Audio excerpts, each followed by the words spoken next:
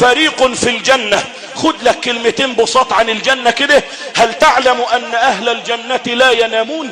ما فيش نوم في الجنة، لانهم لو ناموا لفاتهم شيء من لذة النعيم الذي جعله الله للمؤمنين. طب بيعملوا ايه؟ ان اصحاب الجنة اليوم في شغل فاكهون هم وازواجهم في ظلال على الارائك متكئون. طب مشغولين بيعملوا ايه؟ مشغولون بجني الثمار والجلوس مع الابكار على شواطئ الانهار باذن من الله الرحيم الغفار. هو ده شغل اهل الجنة. اما شغل اهل النار الفريق الثاني الذي قسمه الله عز وجل، فريق في الجنة وفريق في السعير. فعندهم سعير وزقوم وغسلين وحميم وهم يصطرخون فيها ربنا اخرجنا. تعملوا ايه؟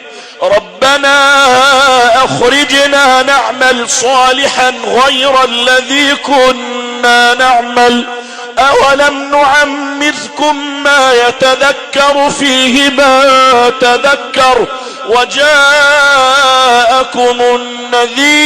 النذير فذوقوا فما للظالمين من نصير.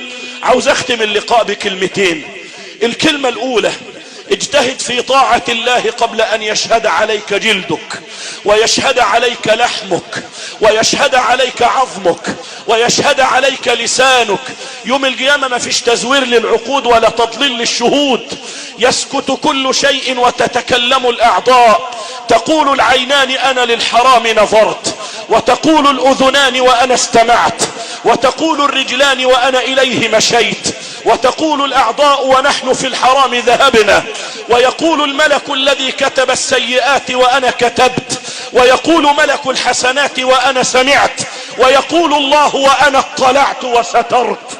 يا ملائكتي خذوه ومن عذابي اذيقوه اشتد غضبي على من قل حياؤه مني. اياك ان يشهد عليك لسانك، اياك ان تشهد عليك يداك. احذر ان تفتضح يوم القيامة.